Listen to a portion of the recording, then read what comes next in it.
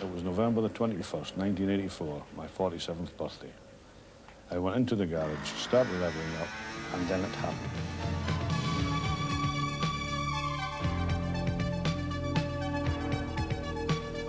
The machine lifted against the counterweight and stayed up. I could hardly believe it. It was a feeling of sheer joy and relief. I'd done it, cracked it.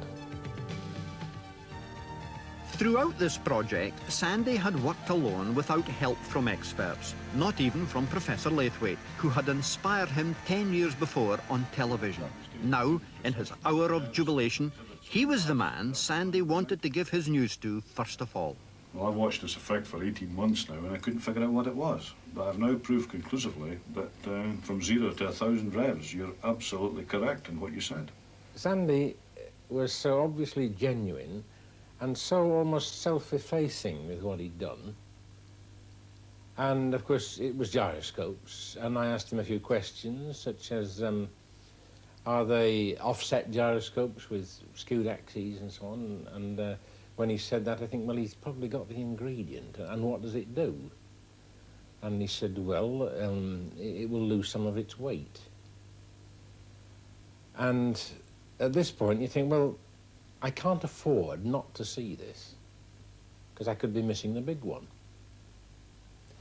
And when he was willing to bring it to me, as opposed to having me go up to North of Scotland, well, of course he could come and see me. I think I've got nothing to lose. I think this man's the 1 in 100 who's different. You do get a sort of feel for it. You can spot the cranks a mile off.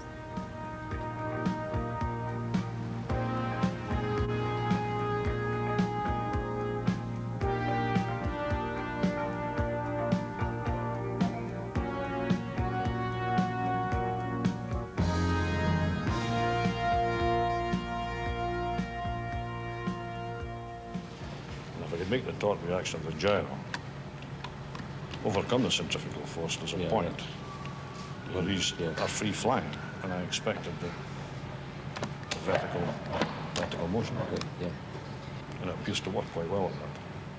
Professor Laithwaite is himself a great visionary, a man who has constantly sought to push back the barriers of technology. In Sandy's machine, he saw the reflection of his own beliefs. And this would work in outer space, so it works on this bench.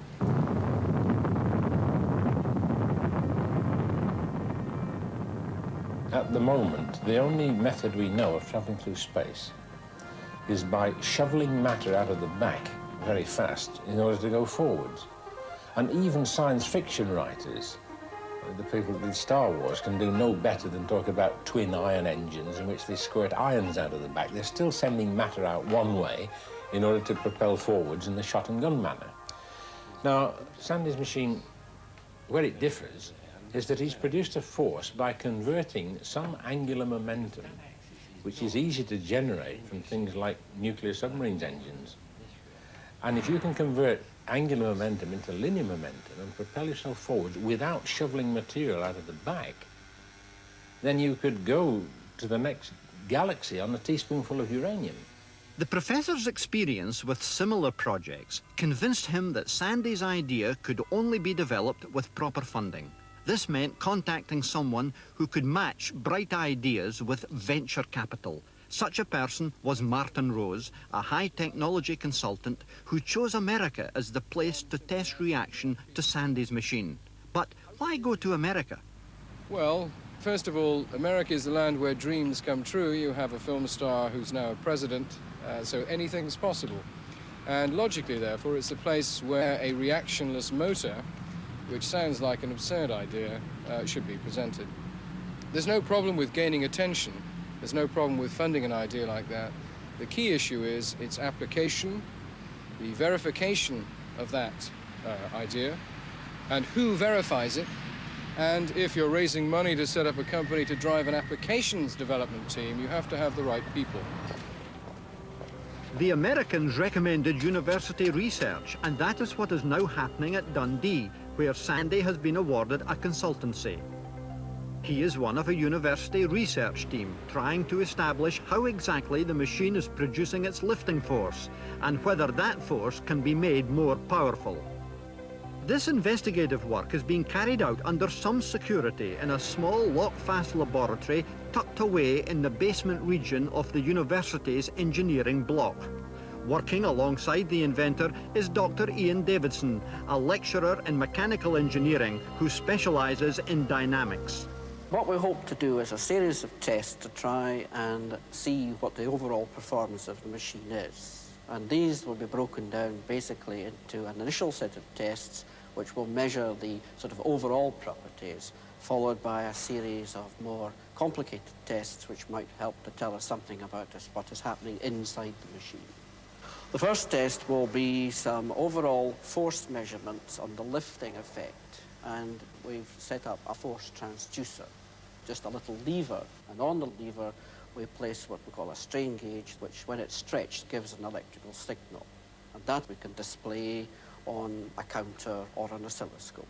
It certainly is a very complicated phenomenon, so it will need a bit of time before we can actually pinpoint the actual mechanism which is creating this force.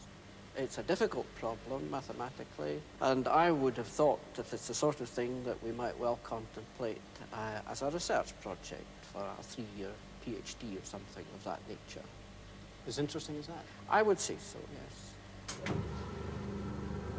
Because the machine generates such momentum, the university authorities have insisted that it can only be run behind a strong metal guard.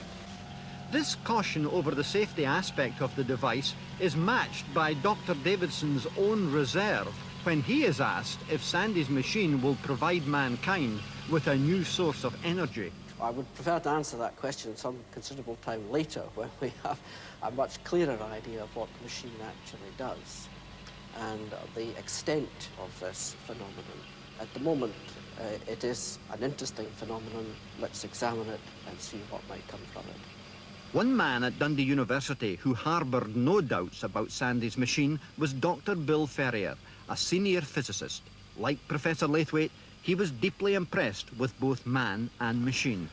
Bill and I became great friends through this machine, and he often came around at night, spent many hours discussing gyroscopic theory. The two of them would sit discussing the machine and what it could do, what it could be used for.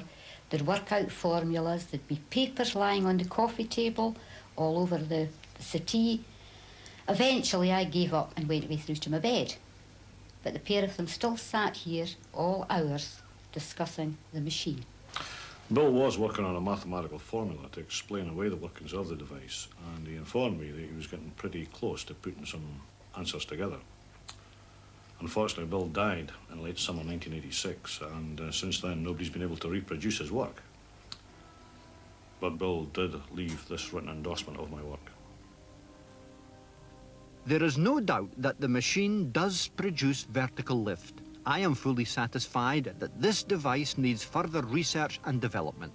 I have expressed myself willing to help Mr. Kidd, whose engineering ability is beyond question and for whom I have now the greatest respect. I do not as yet understand why this device works, but it does work. The technological possibilities of such a device are enormous. Its commercial exploitation must be worth millions. I have not seen anything of this type before. I find it interesting, and as a dynamicist, I would very much like to be able to track down what is actually happening. It may take you years, but if you know you're going to get there, and you've got the patience and the perseverance, you've got all the ingredients you need. My prediction is eventually I will win through. I've got this far. It was a struggle. I have got to assume that having got into a university establishment, that I'm winning. It's taken time, but I'm getting there. And I have got to allow the academic chappies to make up their own mind at the end of the day. Eventually, they've got to come round to the same conclusion as me. Is it going to change the world? I think it will, if it's allowed.